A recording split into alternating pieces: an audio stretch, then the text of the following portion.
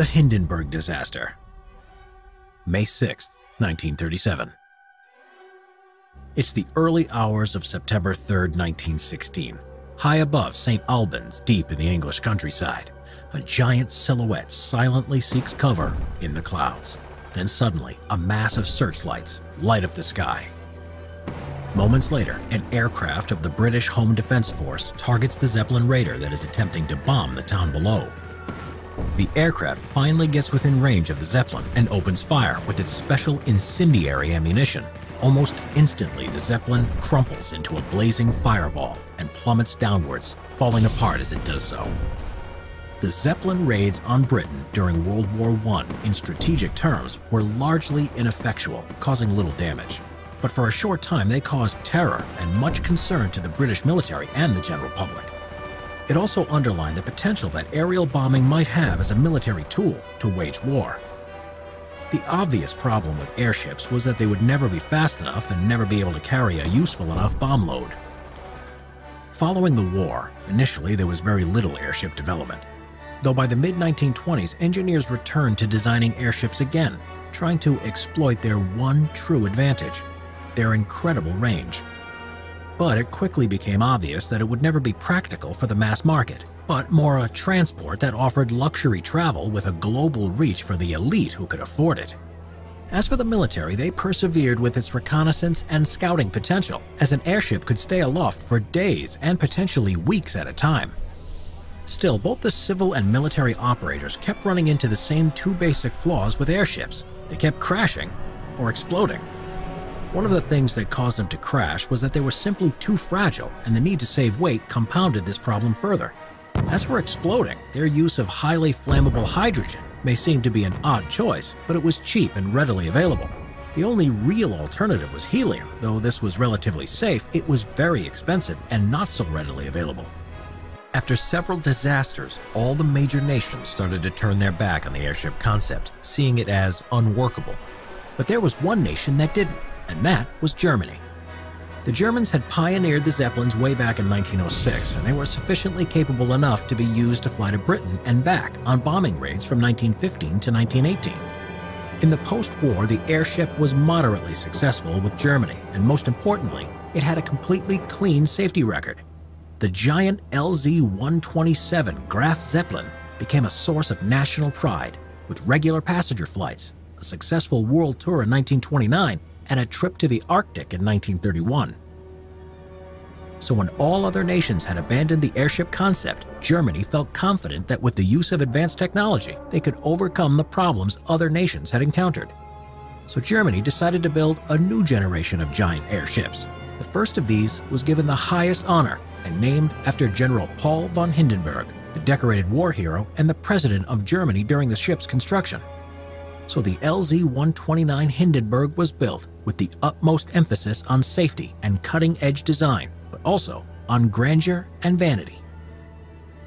The design team was led by the experienced Zeppelin designer, Dr. Ludwig Dürr, using Duralumin, a new copper-aluminum alloy, throughout the ship's frame, as it was stronger and more durable. And crucially, it had been originally intended to use the much safer helium gas. But this had to be abandoned when America, the chief source of helium, refused to export it abroad. So the design was switched to the cheaper and more widely available hydrogen gas. The construction on the LZ-129 Hindenburg started in 1931, but was forced to stop when the company building it, Luftschiffbau Zeppelin, went bankrupt. The Nazi government offered to pay for its completion as long as it could be used for propaganda purposes and carry the swastika on its fins. The Hindenburg was finally ready by 1936 and was 804 feet long, had cabins for 50 passengers, a crew of 40, and could carry 22,000 pounds of mail and cargo. It used 7 million cubic feet of hydrogen gas, had a top speed of 85 miles per hour, and a range in excess of 8,000 miles.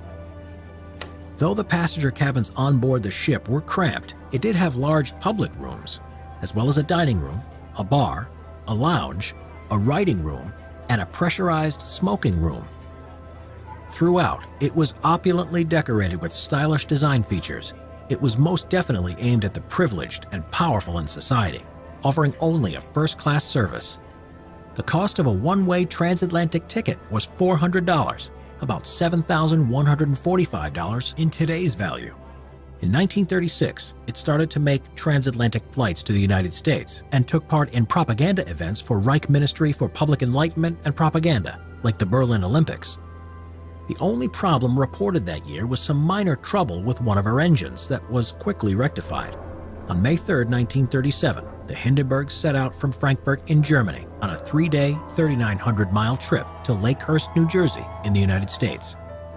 The trip was uneventful, and the only holdup was that the Hindenburg's landing was delayed by a few hours in order to avoid several thunderstorms.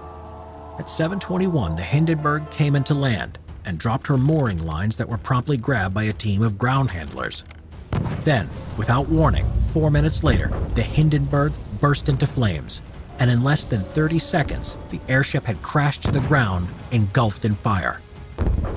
By some miracle, of the 97 passengers and crew members on that trip, only 35 were killed. Plus, there was one more death, and that was a member of the ground crew killed by the falling airship. The majority of those killed were sadly burnt to death, while a few died while trying to escape while jumping from the airship when it was still high above the ground. Virtually all of the crew inside the hull were killed. As for the passenger decks and the compartments attached below, as the airship came crashing down, it had landed on its starboard side, therefore allowing the majority of the passengers and crew on the opposite side, the port side, to escape. The people on the starboard side were far less lucky. A light wind pushed the fire away from the port side towards them. To make matters worse, part of the burning hull collapsed on top of the starboard side decks and compartments. Finally, their fate was truly sealed as suddenly the sliding doorway to the escape stairway became jammed. Very few people made it out of that part of the airship alive. But there was one factor that worked in the favor of the passengers and crew that accounted for why there were more survivors than you might expect.